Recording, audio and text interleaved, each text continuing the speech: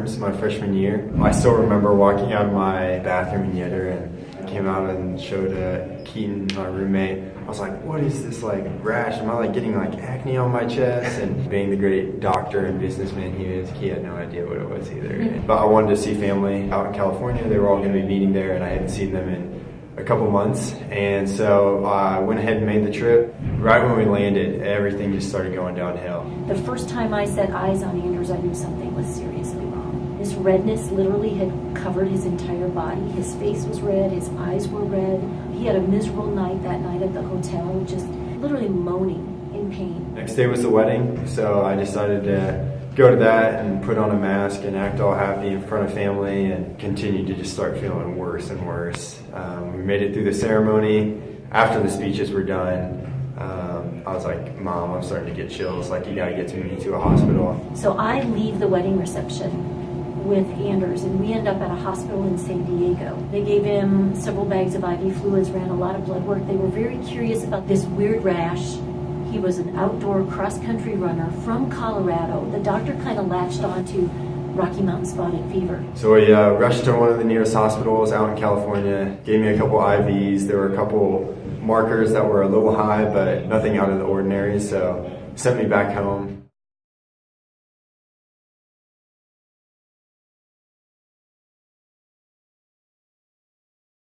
His feet are starting to look jaundiced and yellow, and they're swollen, and the eyes are getting even redder. His tongue is getting red. He still can't eat. Fever's hanging up around 103.5. We got to see an infectious disease doctor, and they, we had the fever at this point, but again, they actually sent us home.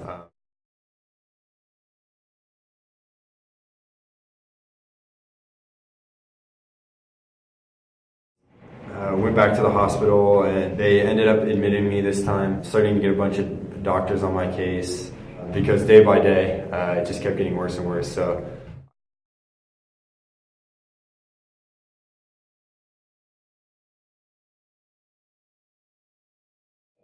I knew he had like these symptoms, and he texted me like, I think the night before he went to California, he's like, hey, do you have any Benadryl? I had like this weird rash. So then he left, and I knew he wasn't feeling great. And then my dad had texted me the night that he got admitted, and he just said like, hey, send a prayer for Anders. Like, we don't really know what's going on, but his dad just texted and said he's like in the hospital and has all these crazy symptoms.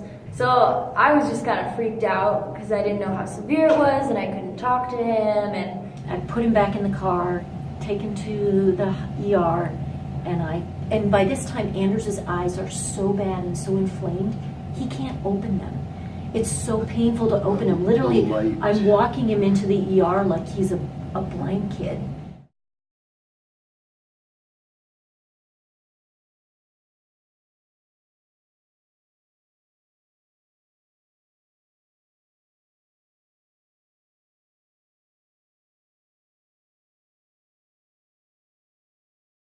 Rheumatologist comes into the room, and she didn't really say much. She asked me a couple questions.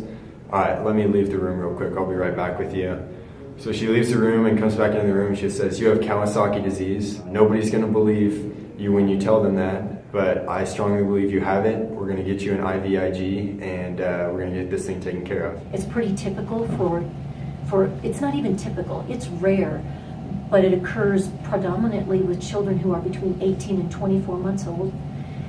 And here I've got this 19-year-old kid, and they're telling me it's Kawasaki disease, and what she wanted to do was start the typical treatment, which is IV immunoglobulin infusion.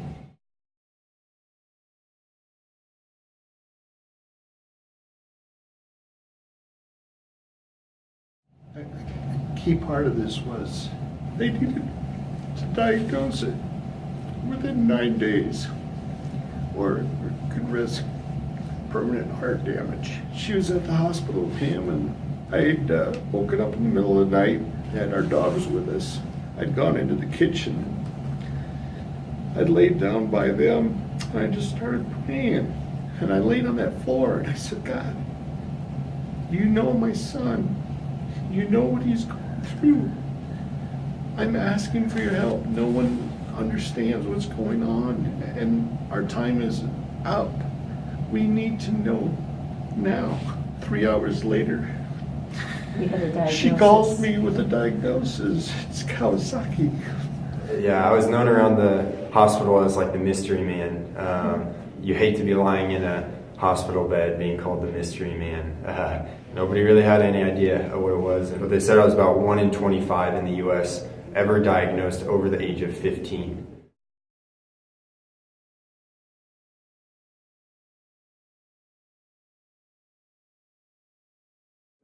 It definitely was a huge mental battle of just overcoming the disease, and it was just a long process of trying to get back into a normal college kid again. I ended up losing about 10% of my body weight. So right before he headed back to school, he had the CAT scan of his heart, and Everything was fine. everything was good Took 6 more months to the point where he could where he could start. actually start to run without his knees. The joints were so painful.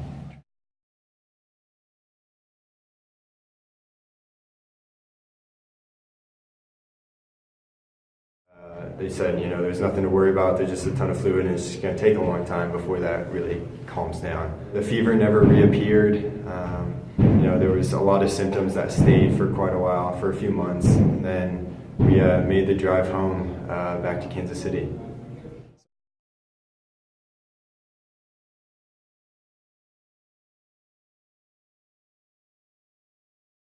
I actually had no idea. We talked about it and be like, yeah, we're gonna get married. I don't know when, but let's do it, whatever. And so I love surprises.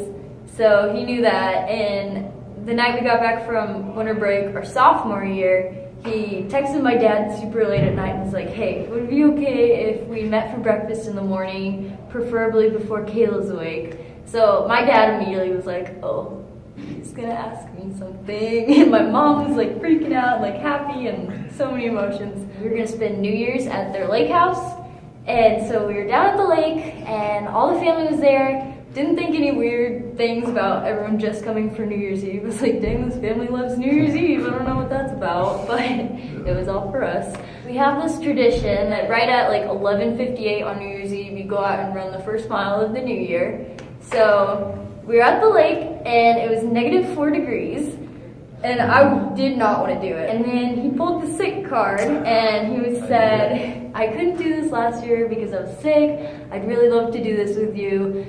We got out there and just started running a mile. It was really great. He was talking about all our memories. And at the end I was like, hey, let's take a Snapchat and be first mile of the new year. And he said, great, let's do it on the dock. And I said, no, I'm going inside right now. And he just ran away from me. He just started running the dock. So I was like, okay, fine. And I looked down there and all of our families lined up and smiling at us. And so we get down there and I'm just what is going on? He gets down on one knee and starts saying all these sweet things. And I'm still what is going on? I don't understand. And then he was will you marry me? And I was okay. And all the family was there. And I settled down a little bit, but I was very surprised in the best way. When he was in the hospital, I knew he wanted to get back to see Kayla. Between running and Kayla, getting back, I don't know what propelled him. I want to get better. I want to get better. Just seeing that fight in him the whole time. As a dad, I couldn't have been more proud. That was even before Kawasaki disease. I think Kayla and I were really, we saw that at an earlier stage in our lives of just how well our family's connected, and our parents are in Bible studies together, and if we're not hanging out or we're in Colorado, they still get together and hang out. Of course, the wedding, you could really see that, and just the joy in both sides giving over and joining families like that. I like to think it's another part of an underdog story. Just being the guy who works hard and has a chip on his shoulder to fight. Nothing's necessarily given to him, but just wants to continue training and love the people he does it with, and just put as much effort into it as you can for the time you have in the sport. And so with Kawasaki disease, I was, once doctors are cleared and my body was yeah, we're ready to kind of do this thing again.